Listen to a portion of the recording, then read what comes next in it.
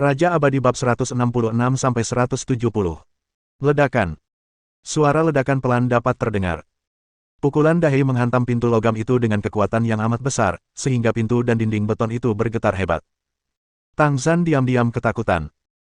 Kekuatannya begitu besar sehingga butuh beberapa detik bagi layar elektronik untuk memuat ulang.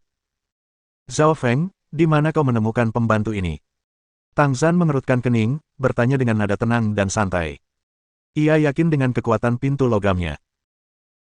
Hal itu, ditambah suara-suara keras yang mereka buat di dalam rumah besar dan dengan begitu banyak orangnya yang berkerumun, bahkan jika polisi tidak dapat segera datang, kecil kemungkinan kedua orang di luar akan dapat menangkapnya. Tang Zhan, kapan kau tahu kalau aku polisi? Zhao Feng menyipitkan mata, mengulurkan tangan, dan menangkap Dahei yang sedang mencoba mendobrak pintu. Haha, aku sudah curiga padamu sejak kau tidur dengan wanita simpananku, cibir Tang Zhan. Kalau kau ingin tetap dikenal, seharusnya kau tidak melakukan itu. Mengingat keuntungan yang kau berikan padaku, aku akan membiarkanmu sendiri. Kepribadianmu biasanya kalem dan kau tidak pernah tertarik pada wanita manapun, tapi tiba-tiba kau tertarik pada wanita simpananku. Apa maksudnya? Oh, aku agak cemas, Zhao Feng mengangguk pelan dan berkata, kau memang rubah tua, dan kau punya Leng Feng dan dua penasihat militer lainnya. Sulit melakukan penyamaran di bawah kepemimpinanmu. Bahkan lebih sulit lagi untuk mendapatkan bukti. Tapi semua ini akan berakhir hari ini. Aku akan bebas setelah selesai denganmu. Akhirnya, berurusan denganku. Haha. Tang Zhan tertawa. Tawanya riang, seolah-olah ia baru saja mendengar lelucon yang bagus. Tiba-tiba, senyumnya memudar dan wajahnya muram. Ia berkata dengan dingin. Kalian bahkan tidak bisa membuka pintu logamku. Kalian berdualah yang seharusnya diurus. Zhao Feng, kalian membuat rumahku berantakan, apa kalian pikir aku akan membiarkan kalian pergi begitu saja? Hahaha. Zhao Feng menggelengkan kepalanya dan tersenyum sinis. Ia berkata, lihat di sampingmu, di mana Leng Feng? Bukankah mereka baru saja ada di sini? Dia tidak pernah membahayakan dirinya sendiri. Dan sekarang, kaulah satu-satunya yang berpikir ruang rahasiamu sangat aman. Tapi sebenarnya, kau, kata Zhao Feng. Mengulurkan tangan kanannya, ia mengangkat jari telunjuknya dan menggoyangkannya sedikit di depan layar elektronik. Kamu tidak tahu apa-apa tentang kekuasaan. Tanpa memberi Tang Zhan kesempatan berbicara, Zhao Feng mengangkat tangan kanannya, menghantamkannya ke layar elektronik dan menghancurkannya.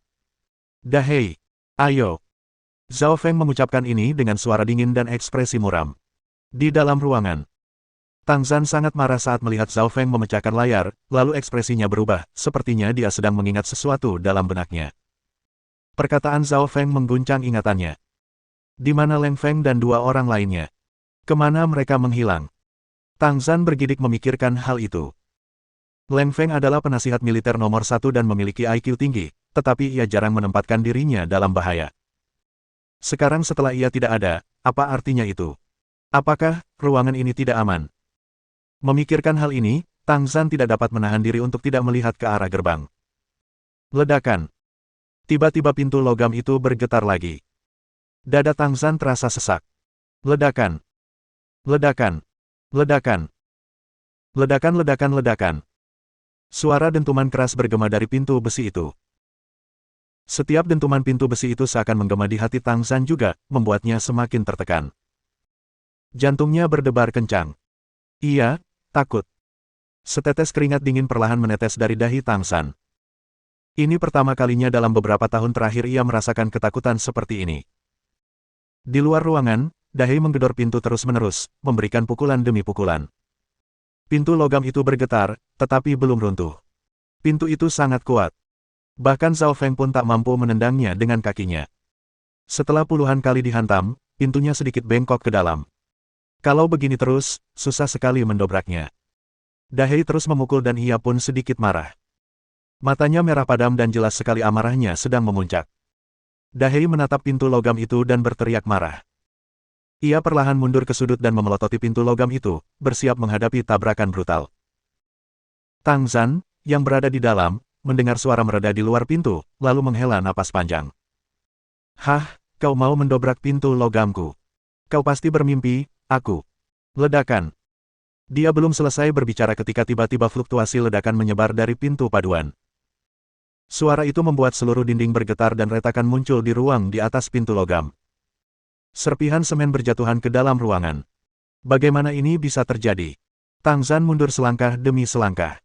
5 detik kemudian. Ledakan. Kekuatan ledakan lain datang dan seluruh pintu paduan itu mulai melorot lebih dalam lagi. Ledakan, ledakan, ledakan. 3 pukulan lagi dan pintu logam itu tampak rusak. Pintu dan dindingnya tampak retak-retak kecil. Tidak. Rambut Tang Zhan basah oleh keringat dingin, dan tubuhnya gemetar ketakutan. Ia menatap pintu logam itu dengan ngeri. 1 detik, 2 detik. Perlahan-lahan, 10 detik berlalu, meskipun bagi Tang Zhan, rasanya seperti bertahun-tahun. Ia merasa kewalahan dan tercekik ketakutan. Pada detik ke-11, ledakan. Suara terakhir terdengar dan gerbang logam tak terkalahkan itu akhirnya runtuh. Kepulan debu melayang dan ketika debu itu menghilang, ia bisa melihat sesuatu. Ia melihat pria kuat yang baru saja menarik kakinya, seorang pria kuat yang ditahan oleh pemimpinnya. Tang Zhan. Zhao Feng berdiri di samping Dahei. Melihat Tang Zhan, ia mencibir dan berkata, "Kau takut sekarang?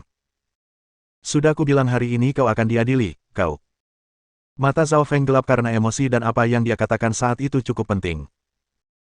Namun orang di sebelahnya adalah Dahei yang menganggap dirinya sebagai kakak laki-laki. Sebelum Zhao Feng selesai berbicara, Dahei menatap Tang Zhan dan bergegas ke arahnya. Hah! Zhao Feng terkejut dan kemudian dia dengan cepat berkata, "Dahei, jangan pukul dia sekarang. Dahei, tunggu sebentar. Hei, jangan, jangan. Tuhan, apa yang kau lakukan?" Suara Zhao Feng berubah beberapa kali saat mengucapkan kata-katanya. Awalnya, ia berbicara dengan tergesa-gesa, lalu nadanya menjadi cemas, dan akhirnya berubah menjadi keheningan yang tertegun. Tepat di depan matanya, Dahei langsung menuju Tang Zhan. Dahei sama sekali tidak memberi Tang Zhan kesempatan untuk berbicara. Ia mencengkeram lehernya dan mengangkatnya. Lalu, Dahei menendang perut Tang Zhan sekuat tenaga. Zhao Feng mendengar suara teredam dari sesuatu yang retak dan kemudian, keheningan total. 1 pukulan sudah cukup. Dari suara tercekiknya, ia tahu Tang Zhan sedang sekarat. Kemudian, bagaikan membuang seekor anjing, Dahei melemparkan tubuh Tang Zhan ke pintu logam yang roboh. Wah, wah, wah. Dahei mengerutkan bibirnya yang besar, mendengus jijik, dan menepuk dadanya. Ia teringat bahwa sang guru telah menyuruhnya membunuh pria bernama Tang Zhan itu. Saat kita kembali, tuan rumah pasti akan memberiku hadiah. Karena membunuh orang ini, tanganku terasa sakit, pikir Dahei. Zhao Feng menatap kosong ke arah Tang Zhan. Rencananya adalah menyeret Tang Zhan ke pengadilan. Rencananya adalah membobol ruang rahasia, mendapatkan bukti, lalu menunggu Tang Zhan ditangkap. Yang ia inginkan hanyalah Tang Zhan dipukul cukup keras hingga membuatnya berlutut, bahkan mungkin sedikit terluka. Sekarang setelah ia mati, Zhao Feng tidak tahu harus berbuat apa. Zhao Feng menatap Tang Zhan yang terengah-engah kesakitan. Mulutnya bergetar dan ia mendesah pelan. Tang Zhan, kau telah berbuat jahat selama bertahun-tahun. Ini benar-benar karmamu. Ah! Namun, Tang Zhan mengabaikan Zhao Feng dan menatap Dahei yang tampak tak berdaya. Ia menggumamkan, dengan suara serak, lalu mati. Melihat ekspresinya yang sekarat, jelas bahwa pikiran terakhirnya adalah ia kalah dari orang kuat itu, bukan Zhao Feng. Aduh! Zhao Feng menggelengkan kepalanya tak berdaya. Ia mengalihkan pandangannya dari Tang Zhan dan menyadari ada brankas di sisi ruangan. Melihat setumpuk kertas di dalamnya, ia bergegas menghampiri. Ia mengambil dokumen-dokumen itu, meliriknya, lalu mengangguk. Semua dokumen ini adalah catatan transaksi Tang Zhan dan merupakan bukti yang dibutuhkan untuk menghukum Tang Zhan. Zhao Feng mengembalikan dokumen-dokumen itu ke brankas, menghampiri Tang Zhan, dan mengambil ponselnya dari saku. Kemudian, Zhao Feng menghubungi nomor telepon yang familiar sekaligus asing baginya. Halo, ini Zhao Feng. Tang Zhan sudah meninggal. Buku rekeningnya ada di brankas di kamar pribadinya. Anda bisa mengirim seseorang untuk mengambilnya. Mulai sekarang, saya bebas. Saya sudah melunasi semua utang saya. Zhao Feng menyelesaikan kalimatnya dalam satu tarikan napas dan menutup telepon tanpa menunggu balasan.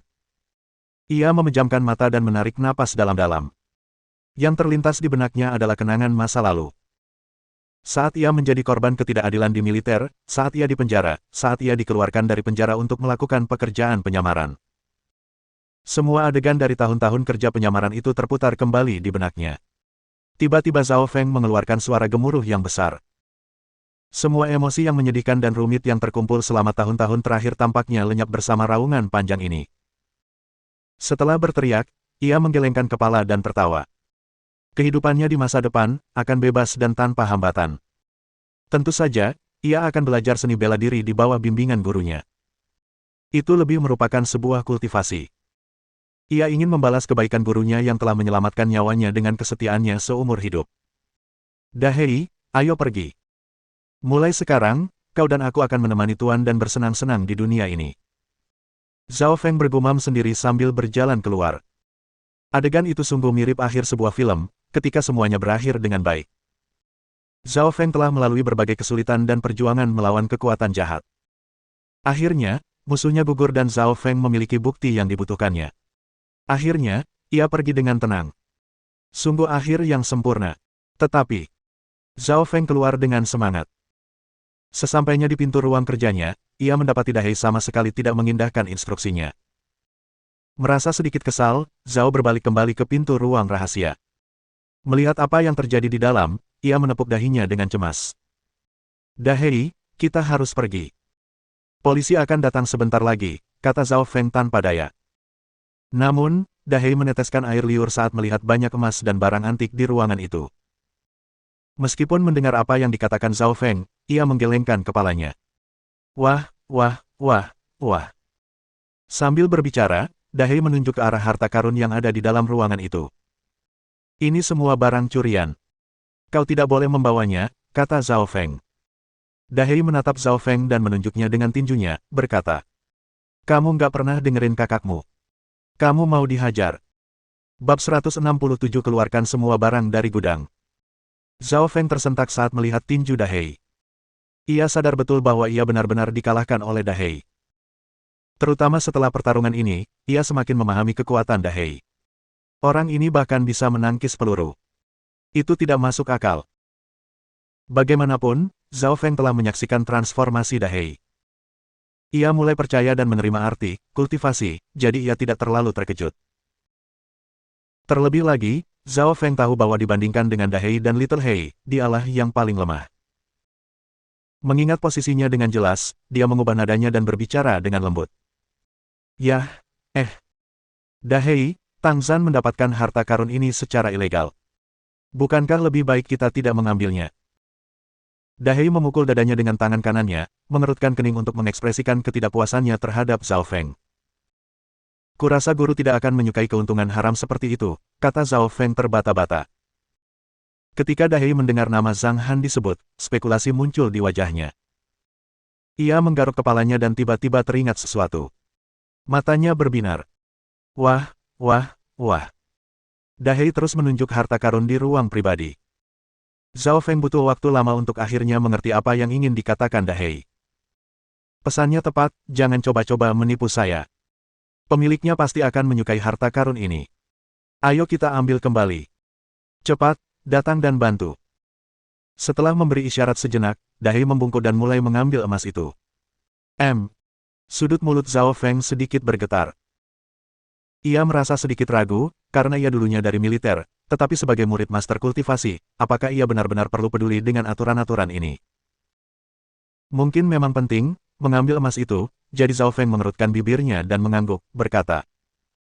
Baiklah, kalau begitu mari kita ambil emasnya dan aku akan membawa truk keluar. Setelah selesai berbicara, Zhao Feng bergegas keluar. Sebelum memasuki rumah, ia melihat sebuah minivan terparkir di samping, jadi ia pergi untuk memeriksanya. Karena niat mereka adalah mengangkut emas, mereka membutuhkan truk, sebab mustahil mobil biasa dapat mengangkut lebih dari 2 ton emas. Ketika melangkah keluar, Zhao Feng melirik ke sekeliling rumah tetapi tidak melihat siapapun. Namun, ada puluhan orang yang melihat-lihat di dekatnya. Zhao Feng mengabaikan mereka dan langsung berjalan ke truk. Ia tersenyum ketika melihat kunci di dalam truk. Pada titik ini, puluhan penonton, yang tampak tercengang dengan apa yang tengah terjadi, kembali sadar setelah melihat tindakan Zhao Feng. Dia keluar. Dia keluar. Apa yang akan dia lakukan dengan truknya? Di bawah tatapan bingung orang-orang, Zhao Feng mengemudikan truk ke depan rumah utama dan melangkah kembali ke dalam rumah. Saat itulah mereka melihat Zhao Feng dan Dahei membawa emas keluar. Mata mereka terbelalak melihat apa yang sedang terjadi. Apa? Apakah Zhao Feng berniat mengambil semua barang dari gudang Tangsan? Ya Tuhan! Ini emas. Astaga, pria besar itu membawa ratusan pon emas sekaligus. Kurasa mereka telah mengambil lebih dari 1 ton emas. Ya ampun! 1 ton emas. Hampir 400 juta yuan. Aku hampir gila, aku juga ingin ikut beraksi. Saudaraku, bangunlah. Jangan melamun. Lihatlah baik-baik orang-orang yang tergeletak di tanah itu dan tenanglah. Petik 2. Emas yang berkilauan menarik perhatian hampir 50 orang yang berdiri di sana. Itulah harta karun Tangsan, yang sangat berharga. Bahkan, orang-orang yang memiliki uang sebanyak ini bisa beraktivitas di kalangan atas Hong Kong. Mereka bisa berbisnis dengan pengusaha sukses, minum teh di waktu luang, menikmati pijat dari wanita cantik sambil berbaring di kolam renang pribadi, dilindungi oleh banyak pengawal saat bepergian, dan bepergian kemanapun mereka ingin pergi. Kehidupan seperti ini hanya ada dalam mimpi. Siapa yang tidak ingin memilikinya? Orang-orang ini merasa sedikit kecewa saat memikirkannya. Ah! Mereka sama sekali tidak punya akses ke uang sebanyak itu, meskipun itu ada di depan mata mereka. Rasanya mereka hanya bisa melihat, tapi tidak bisa menyentuh, sosok cantik telanjang yang berdiri di hadapan mereka. Mereka merasa sedih dan ingin menangis. Bukan hanya orang-orang ini, tetapi Xia San Hao, Ye Han dan Dong Tianpeng, yang menatap layar, tercengang dengan apa yang mereka lihat. Itulah yang telah dikumpulkan Tang Zhan selama bertahun-tahun. Bahkan tabungan mereka pun tidak sebanyak Tang Zhan sendiri. Kegagalan Tang Zhan juga disebabkan oleh sifat keras kepalanya. 2 tahun lalu, mereka menduga Tang Zhan akan segera dikalahkan. Namun, dalam kejadian yang tak terduga, Tang Zhan tidak dihukum oleh pihak berwenang, melainkan dikalahkan oleh salah satu anak buahnya, atau pemilik sebuah restoran kecil. Apakah Zhao Feng bekerja untuk bosnya? Belum tentu. Pria besar yang ganas itu datang untuk membantu Zhao Feng. Jelas sekali pria besar itu lebih kuat daripada pemilik restoran. Apakah ada hubungan antara raksasa itu dan pemilik restoran? Ketiganya berpikir keras. Mereka tidak akan pernah menyangka kalau pria besar itu sebenarnya adalah karyawan Zhang Han dan penjaga wilayahnya. Mungkin hanya ketika mereka melihat Dahei mengubah wujudnya, mereka dapat mempercayai kejadian fantastis ini. Sementara itu, kembali ke rumah Tang Zhan. Dahei, kita sudah memindahkan semua emasnya. Kita harus pergi sekarang, kalau tidak, kita tidak akan bisa keluar dari sini dalam waktu dekat, kata Zhao Feng kepada Dahei, ketika ia melihat emasnya masih bergerak maju mundur. 2 ton emas ini tak ternilai harganya. Dahei menoleh ke arah Zhao Feng. Mendengar peringatan berulang-ulang dari Zhao Feng, Dahei mengepalkan tinjunya dengan marah dan memukul dadanya. Wah, wah, wah. Dahei menunjuk ke arah ruang belakang. Isyaratnya berarti, masih banyak barang di ruangan ini. Kenapa kau menyuruhku pergi? Apa yang kau coba lakukan? Apa kau mau dipukuli? Baiklah. Zhao Feng membeku, lalu mendesah. Ia segera melompat keluar dari truk dan berkata sambil berjalan, baiklah. Terserah kau saja. Singkirkan barang-barang antik itu dan cepatlah, kalau tidak kita tidak akan bisa pergi nanti. Wah, wah. Dahei menggelengkan kepalanya dan segera kembali ke kamar.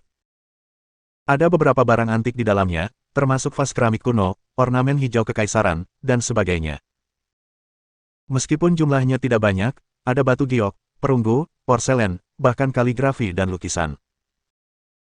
Kecuali peti dan dokumen-dokumen, mereka telah memindahkan hampir semua barang dari ruang belakang setelah barang-barang antik ini dibawa pergi. Zhao Feng mengira Dahei akan berhenti sekarang, namun... Hei, hei, hei. Dahei, apa yang kau lakukan? Kita harus pergi sekarang.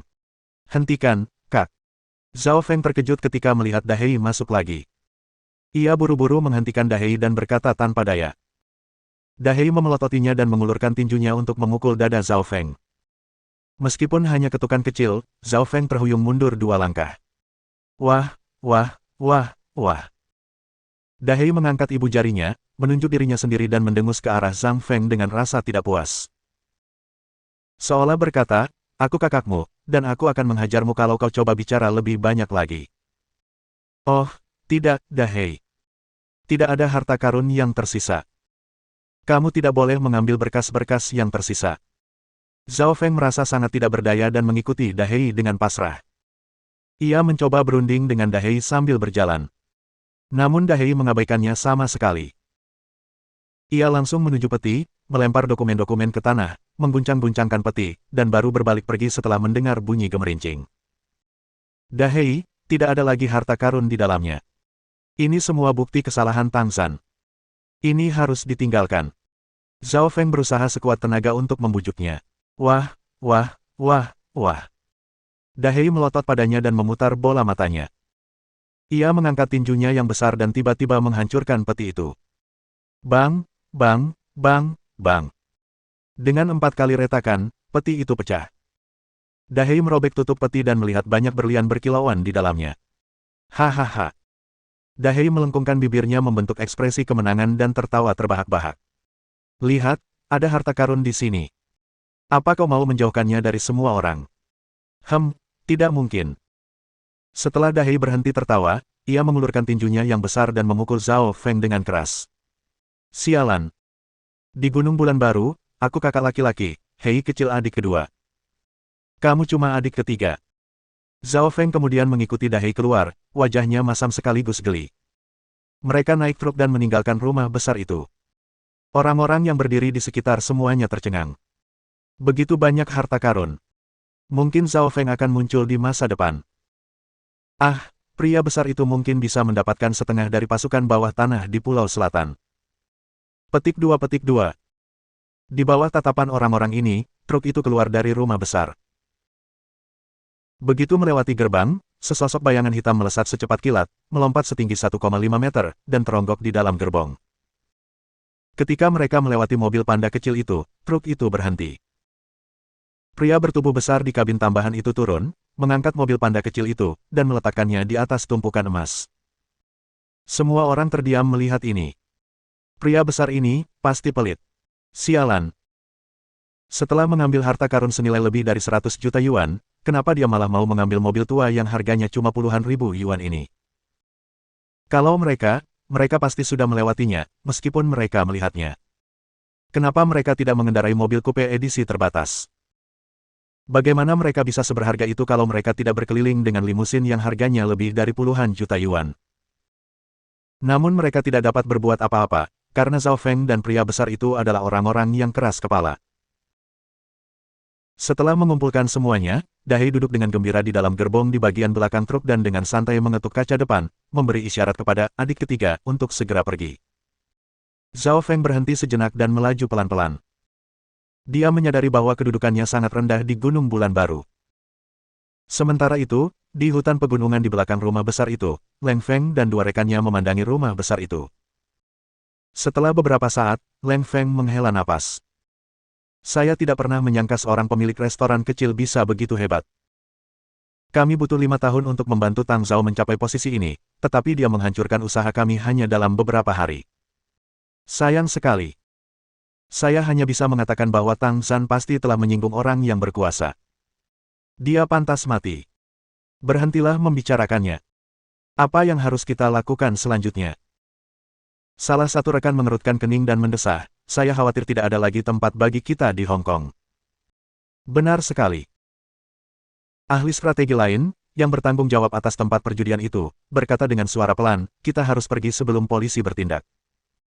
Dunia ini begitu besar, tapi kemana kita harus pergi? Lin Hai, seru Leng Feng sambil memalingkan muka dari mansion. Lalu ia memimpin jalan ke depan. Bab 168 sebuah pertanyaan tentang ulang tahun. Ada mobil polisi yang memimpin di depan, jadi konvoi di belakang harus mengikuti perlahan di belakang. Meskipun mereka ingin menyalip, mereka tidak berani. Pasti ada sesuatu yang terjadi, sehingga belasan mobil polisi dikerahkan. Selain itu, mereka mengetahui bahwa Zhao Feng sedang membalas dendam, jadi mereka menyimpulkan bahwa pasti ada perkelahian di rumah Tang Zhan. Namun mereka tidak pernah menyangka bahwa pertarungan yang terjadi di rumah Tang Zhan akan begitu dahsyat. Ketika puluhan mobil tiba di rumah Tang Zhan, para petugas polisi segera bersiaga setelah melihat kondisi rumah yang memprihatinkan. Mereka semua keluar dari mobil dan bergegas masuk ke dalam rumah. Saat itu, hanya tersisa beberapa anak buah Tang Zhan dan mereka semua masih linglung. Tampaknya, rumah besar Tuan Tang telah mengalami pertumpahan darah. Mungkinkah? Orang-orang yang datang kemudian bertanya-tanya. Meskipun mereka penasaran, mereka tidak dapat maju untuk melihat apa yang terjadi, mereka hanya dapat melihat dari kejauhan. Hampir 30 polisi sibuk di dalam rumah besar itu, dipimpin oleh Liao Chen, seorang inspektur senior yang bertanggung jawab atas Teluk Bulan Baru. Ia berusia sekitar 45 tahun, bertubuh pendek, berwajah tirus, dan sudah menunjukkan tanda-tanda penuaan. Bahkan Liao Chen, yang biasanya selalu menjaga ketenangannya, tampak terkejut. Tidak kurang dari 10 orang tergeletak di luar rumah besar itu. Periksa situasinya, perintah Liao Chen, mengerutkan kening melihat pemandangan itu. Baiklah. Staf dari berbagai bidang beraksi, termasuk mereka yang melindungi tempat kejadian, memeriksa tempat itu, mengambil foto, Liao Chen melangkah masuk ke dalam mansion. Melihat pemandangan di dalam, kerutan di dahinya semakin dalam. Ada lebih dari selusin orang tergeletak di dalam mansion. Liao Chen tahu betul bahwa sebagian besar dari mereka sudah mati.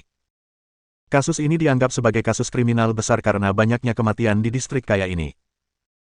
Namun, Liao Chen tidak kehilangan ketenangannya. Ia melangkah masuk dan bersiap untuk mengamati lingkungan sekitar secara langsung. Lebih penting lagi, ia belum melihat Tang Zhan dan ia memiliki perintah dari kepala polisi distrik selatan. Dia melirik ke sekelilingnya dan langsung menuju ruang belajar. Ketika dia melihat situasi di ruang kerja, Liao Chen membeku. Ada banyak retakan di sepanjang sisi dinding kanan. Dilihat dari kerusakannya, pintu logam paduan setebal lengan itu telah ditendang dengan keras. Kejadian ini membuat Liao Chen mengerutkan kening. Bagaimana bisa pintu logam antibom ini hancur dengan kekerasan seperti itu? Ketika dia melihat Tang Zhan terbaring di pintu paduan, Liao Chen diam-diam menggertakkan giginya. Liao Chen berjalan ke ruang belakang dan terkejut karena ruangan itu kosong. Raut wajahnya berubah, dan ia segera mengeluarkan ponselnya untuk menghubungi kepala polisi distrik selatan. Namun, tepat saat hendak menelepon, ia menarik napas dalam-dalam untuk menahan rasa terkejutnya, berniat memberitahu atasannya setelah mengetahui lebih banyak tentang situasi di sini. Ups, ho. Liao Chen menarik napas dalam-dalam beberapa kali.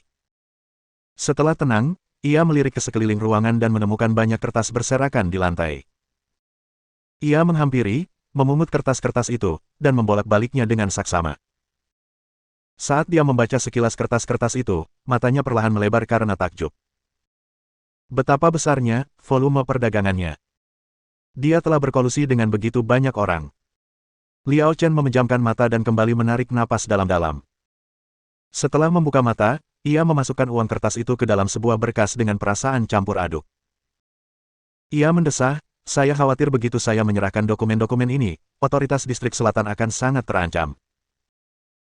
Dia tahu bahwa Tang Zhan pasti telah berkolusi dengan banyak orang, tetapi dia tidak menyangka jumlahnya akan begitu besar dan salah satu dari mereka adalah temannya. Kakak, kenapa kamu terlibat dalam urusan ini? Apa yang harus aku lakukan? Liao Chen merasa sedikit getir dan teringat saat ia berdiri bersama dan berjuang melawan kekuatan jahat di garis depan bersama saudaranya selama bertahun-tahun. Namun kini ia telah berubah menjadi pengkhianat. Bagaimana dengan kegigihan dan janjinya saat itu? Meskipun Liao Chen merasakan sakitnya pengkhianatan, dia tidak berniat menyembunyikan tagihan tersebut. Permisi, Inspektur. Kami sudah selesai menghitung jumlah korban. Total 34 orang ditemukan, 27 diantaranya meninggal dunia, 3 luka berat, dan 4 luka ringan. Mereka sedang dilarikan ke rumah sakit. Permisi, Inspektur. Kami sudah selesai memantau situasi. Terjadi baku tembak yang sangat keras di luar gedung utama dan beberapa tembakan dilepaskan di lobi lantai 1. Pertempurannya sangat sengit. Permisi, Inspektur. Kami telah memperoleh informasi bahwa ada 16 perempuan di rumah utama ini. Saya sudah meminta seseorang untuk membawa mereka ke kantor polisi untuk diinterogasi. Permisi, Inspektur.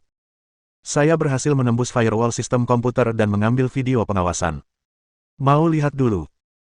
Saat itu, seorang pria berkacamata melangkah maju sambil berkata demikian. Ia tampak agak ketakutan dan bingung dengan situasi tersebut. Baiklah, mari kita lihat.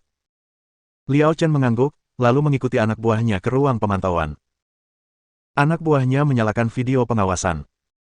Kejadian itu hanya berlangsung selama 15 menit dari awal hingga akhir. Hanya butuh waktu 5 menit bagi mereka untuk berjuang masuk dan 10 menit untuk memindahkan harta karun itu keluar. Ketika Liao Chen melihat pertempuran sepihak itu, matanya melebar lagi. Semua orang di sekelilingnya terperangah kaget. Ya ampun! Apa yang baru saja kulihat? Orang-orang ini anggota tim keamanan Blackwater. Mereka dihancurkan hanya oleh satu orang. Dia memindahkan semua barang dari gudang Tang San. Emas dan barang antik dalam jumlah besar ini mungkin bernilai ratusan juta.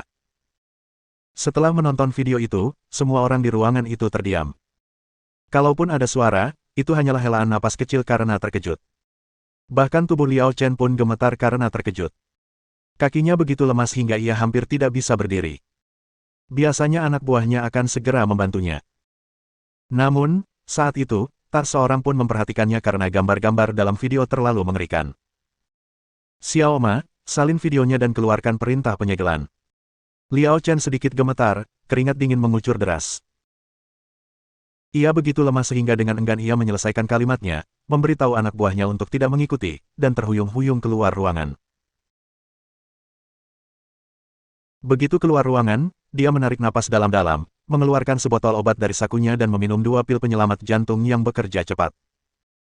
Video yang ditonton Liao Chen sebelumnya telah memperparah anginannya. Dilihat dari reaksinya, orang-orang dapat dengan mudah memahami betapa takjubnya video tersebut. Setelah meminum obatnya, Liao Chen menyalakan sebatang rokok dan menghisapnya dengan tajam. Setelah selesai merokok, ia perlahan pulih. Saat itu, ia mengeluarkan ponselnya dan menghubungi sebuah nomor. Kepala polisi, situasi di sini terlalu rumit dan saya sarankan untuk mengeluarkan perintah siaga merah, karena beberapa petinggi seni bela diri terlibat dalam kasus ini. Setelah saya mendapatkan informasinya, saya akan segera mengirimkannya kepada Anda. Semua mata tertuju pada Zhang Han. Setelah kembali ke restoran dan menyuruh Zhao Feng membunuh Tang San, Zhang Han masuk sambil menggendong Meng Meng. Menyadari semuanya telah diubah kecuali piano, ia mengangguk puas dan merasa adiknya sama efisiennya dengan dirinya. Oh, Papa, lihat. Ada yang hilang. Melihat pianonya hilang, mata Meng Meng yang besar dan jernih tampak tertegun. Ah, apa yang hilang? Zhang Han sengaja tidak memperhatikan piano itu. Ia melirik ke area lain, tidak ada yang hilang. Papa, bodohnya kamu. Lihat ke sana, lihat ke sana, lihat ke sana. Meng Meng menjadi sangat cemas melihat kebodohan papanya. Ia memutar kepala papanya dengan tangan kecilnya. Lihat, Papa, pianonya hilang, kata Meng Meng cemas. Pada saat ini, Zhang Li masuk, menatap Zhang Han dengan marah, dan berkata dengan kesal, ayolah, kakak, kenapa kau masih mempermainkannya? Zhang Han tersenyum dan menggaruk ujung hidung kecil Meng Meng dengan jarinya, sambil berkata, pianonya tidak hilang. Papa sudah membeli yang baru dan akan dikirim malam ini.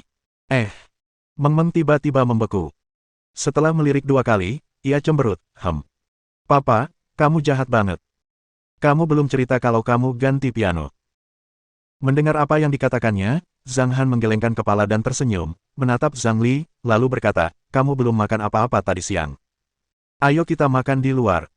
Syukurlah kau ingat aku belum makan. Zhang Li memutar bola matanya dan berkata, aku merasa sangat lelah dan kakiku pegal setelah menjalankan semua tugas untukmu. Kau harus mentraktirku makan untuk menebusnya. Oke. Zhang Han mengangguk.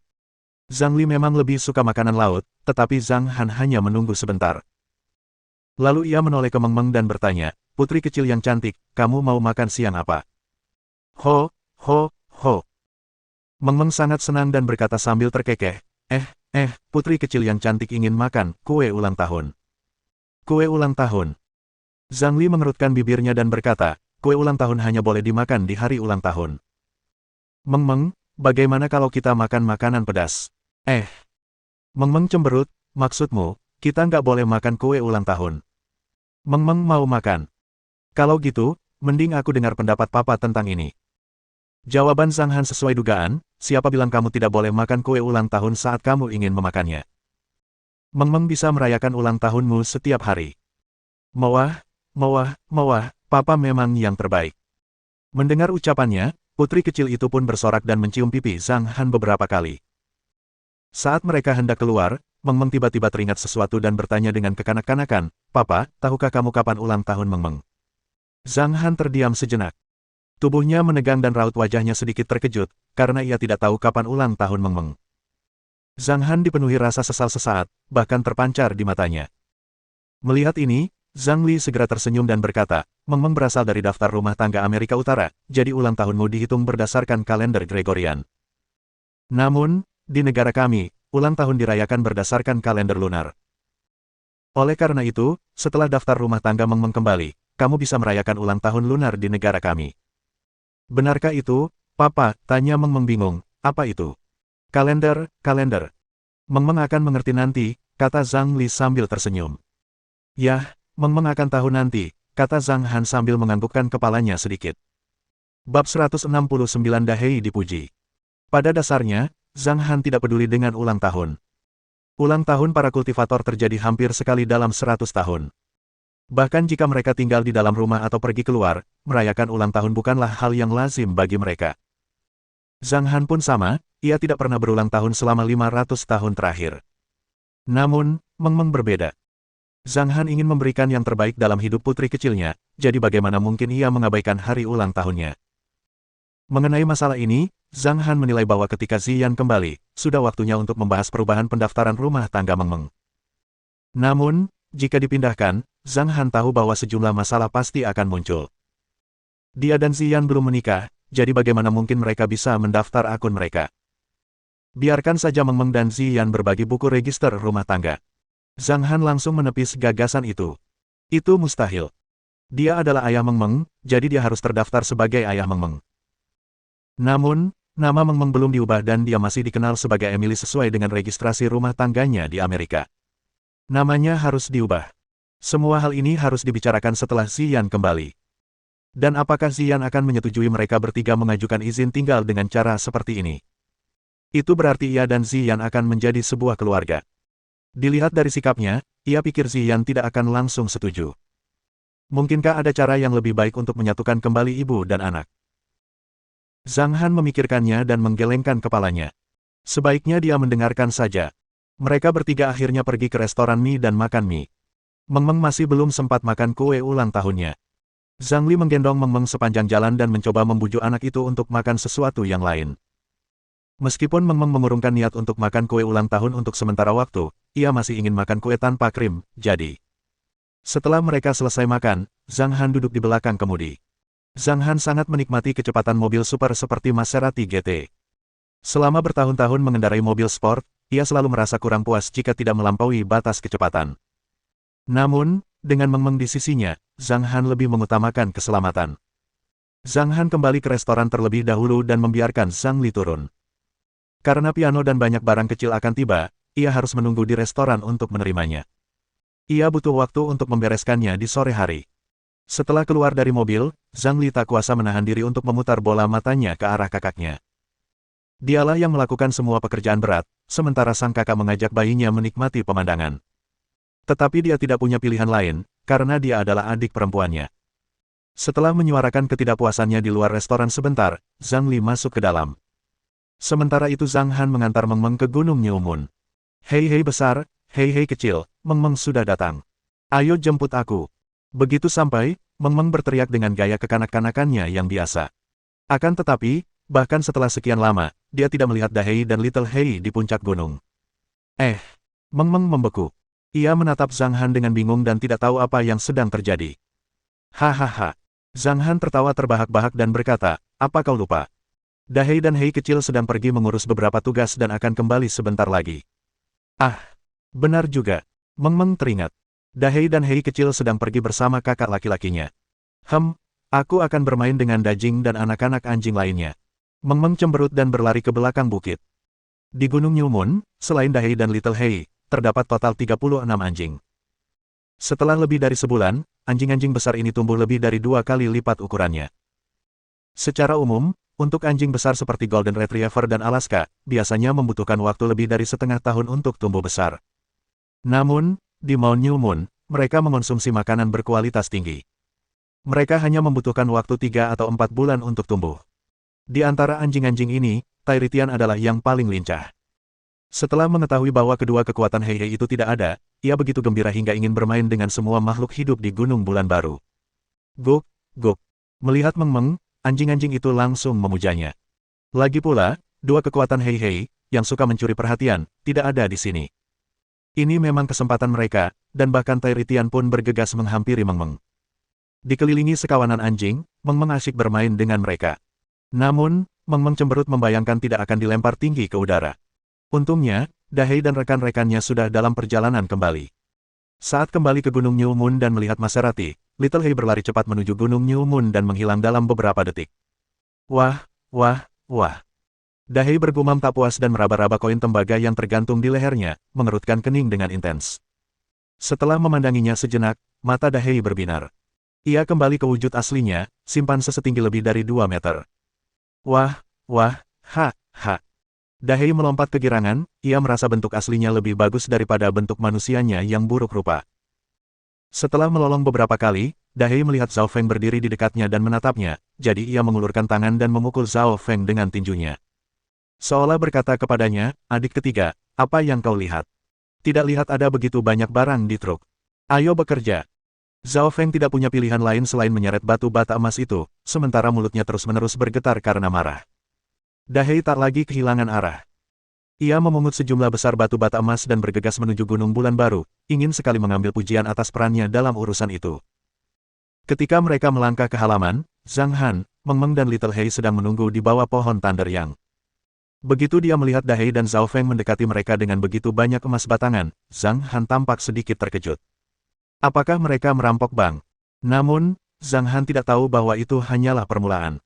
Dahei dan Zhao Feng melemparkan emas batangan itu ke tanah. Ketika Zhao Feng hendak mengatakan sesuatu, Dahei menangkapnya dan memerintahkannya untuk membawa sisa batu bata emas. Satu perjalanan. Perjalanan lainnya. Setelah berjalan maju mundur lebih dari selusin kali, mereka akhirnya membawa semua barang itu kembali dan menumpuknya di bawah pohon Thunder Yang. Banyak sekali benda berkilauan. Papa, apa saja ini? Tanya Meng Meng ragu. Ini emas dan barang antik. Zhang Han menyentuh kepala Meng Meng dan menatap Zhao Feng, lalu berkata, bagaimana kabarmu? Setelah beberapa pertimbangan, Zhao Feng melirik Dahei dan berkata, Dahei mengamuk dan membunuh banyak penjaga keamanan dari air hitam. Belasan anak buah Tang Zhan, termasuk Tang Zhan, juga dibunuh oleh Dahei. Wow! Dahei menatap Zhao Feng dan berteriak. Ia membuat gerakan telapak tangannya di atas harta karun itu, ia memintanya untuk langsung ke intinya. Zhao Feng tersenyum kecut dan berkata, semua harta ini ada di kamar belakang Tang Zhan. Aku tidak ingin menyentuhnya, tetapi Dahei bersikeras agar kami membawanya kembali. Aku tidak bisa mencegahnya, jadi kami membawanya kembali. Wow, wow, wow. Setelah mendengar apa yang dikatakannya, Dahei melompat kegirangan dan memukul dadanya beberapa kali dengan tinjunya. Ia menatap Zhang Han dengan senyum bodoh, ha, ha, ha. Setelah tertawa beberapa saat, ia menatap Zhang Han, menunggu pujiannya. Zhao Feng juga memperhatikan ekspresi Zhang Han yang tidak menunjukkan emosi. Jadi, ia berkata dengan hati-hati, Tuan, ini harta haram Tang Zhan. Begitu pihak berwenang mengetahui bahwa kita mengambilnya, mereka mungkin akan mengambil tindakan karena harta ini tidak seharusnya hilang. Zhang Han bahkan tidak menoleh ketika mendengar ini. Ia melambaikan tangannya dengan santai dan berkata, tidak apa-apa. Ambil saja kalau kau mau. Setelah selesai berbicara, pandangannya melirik ke sekeliling emas, berlian, dan barang-barang antik. Tiba-tiba pandangannya tertuju pada sebuah balok logam hitam. Zhang Han menjerit pelan. Tiba-tiba matanya berbinar. Ia berjalan mendekat dan membungkuk untuk mengambil potongan logam itu. Zhang Han mengendus dalam-dalam dengan mata tertutup. Saat ia membuka matanya dipenuhi rasa terkejut dan geli. Ha, ha, kau melakukannya dengan baik. Zhang Han menoleh ke Dahei sambil tersenyum. Kamu melakukan pekerjaan yang sangat bagus, malam ini, aku akan mengizinkanmu. Di bawah tatapan mata Dahei yang penuh harap, Zhang Han mengulurkan tangannya dan menunjuk ke area peternakan di bukit belakang, sambil mengucapkan kata-kata yang telah lama ditunggu-tunggu itu dengan lantang. Kamu boleh makan apapun yang kamu mau malam ini. Silakan makan sepuasnya. Dahei membeku. Detik berikutnya, kegembiraan terpancar di wajahnya, ia melompat kegirangan dan menangis. Wah, wah, wah. Wah, wah, wah, wah, ha, ha, wah, wah. Si kecil Hei pun ikut senang dan mengangkat kepalanya sambil menangis. Oh, oh, oh. Melihat pemandangan ini, Zhao Feng yang berdiri di satu sisi, juga tertawa bodoh. Melihat Dahei dan Little Hei yang keinginannya begitu mudah terpenuhi, Zhao Feng merasakan berbagai macam emosi. Di saat yang sama, setelah pertempuran, ia justru menyadari bahwa perasaan gembira telah muncul di antara mereka.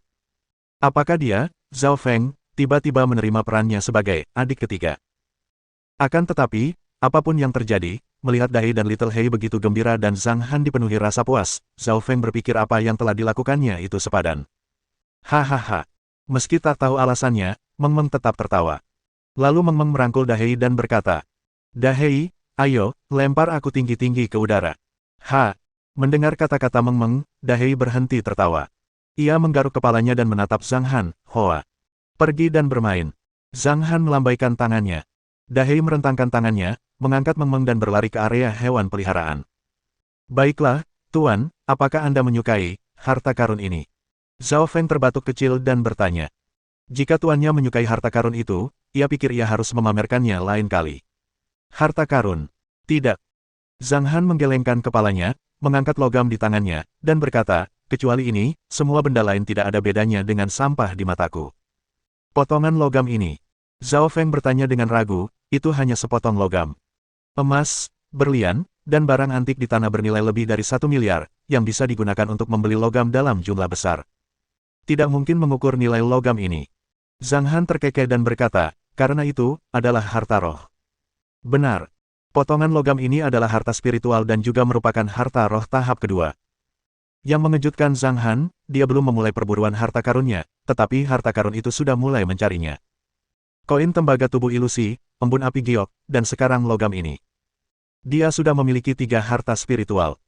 Potongan logam itu seukuran telapak tangan dan berwarna biru muda, dengan rentang suhu konstan 23 derajat Celcius, yang terasa sangat nyaman saat disentuh.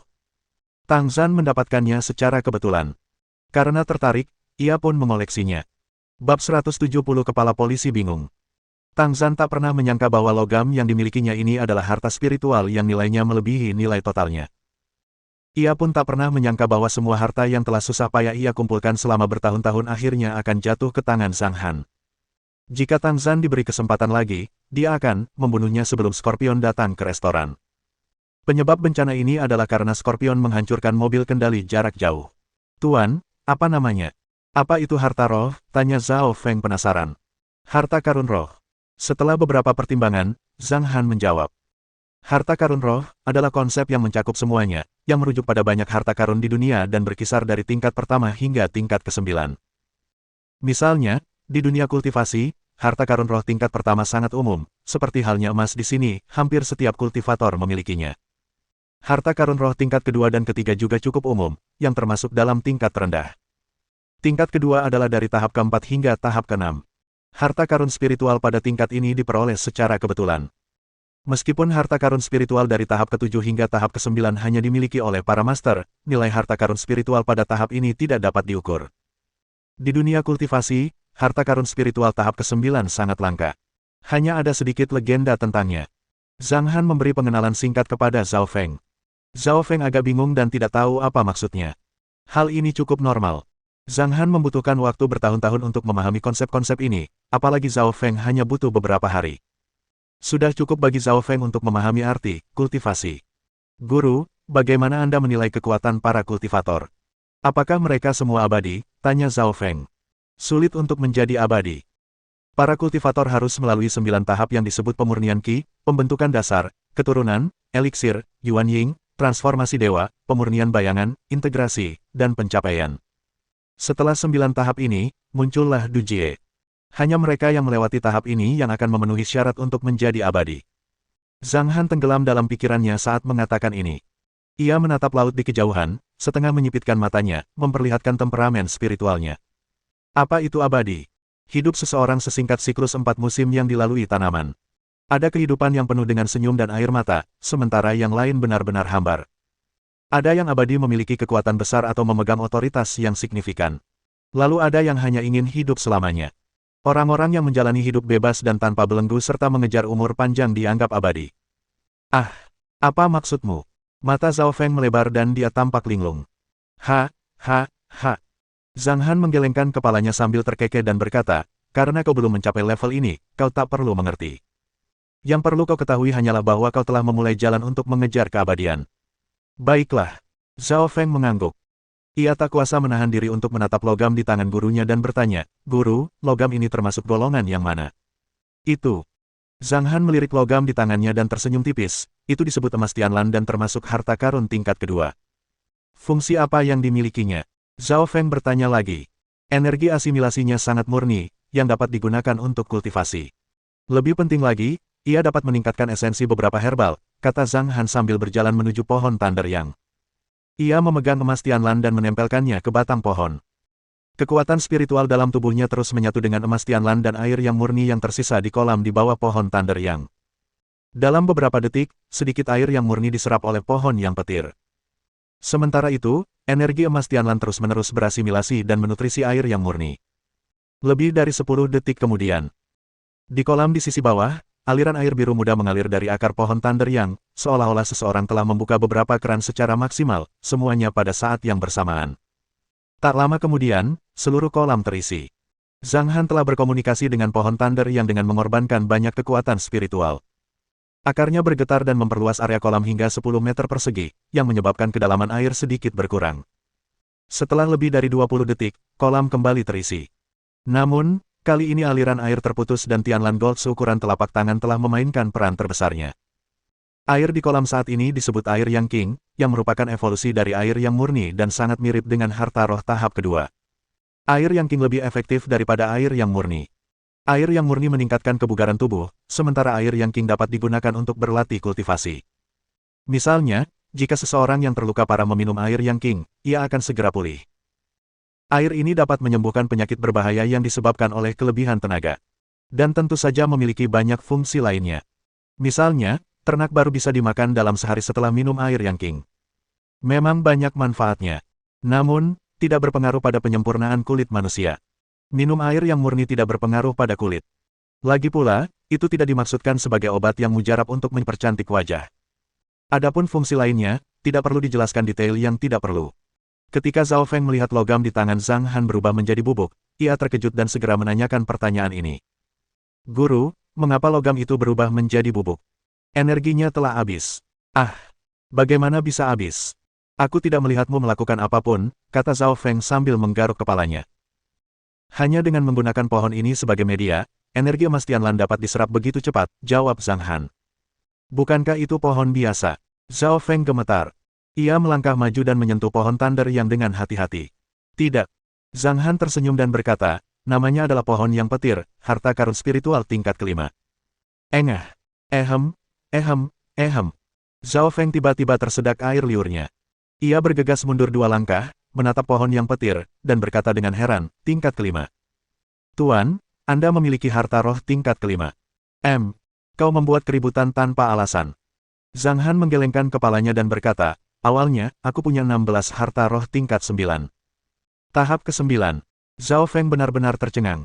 Ia menatap Zhang Han dan bertanya dengan suara rendah, apa kekuatanmu sebenarnya, Tuan? Tahap awal kultivasi Qi. Kultivasi Qi. Zhao Feng bingung.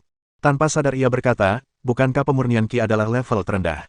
Jadi bagaimana kau bisa mendapatkan harta roh tingkat kelima? Bagaimana mungkin kau pernah memiliki 16 harta roh tingkat ke-9 yang legendaris?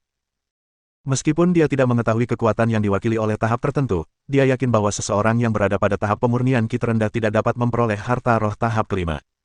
Itu karena, Zhang Han berkata dengan tenang, dulu aku berada di panggung Dujie. Puff.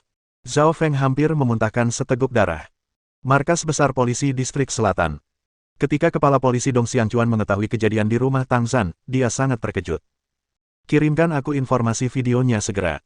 Dong Xiangchuan mengerutkan kening dan berhenti bekerja. Lalu, ia menutup telepon. Dia menyalakan komputer kantor dan masuk.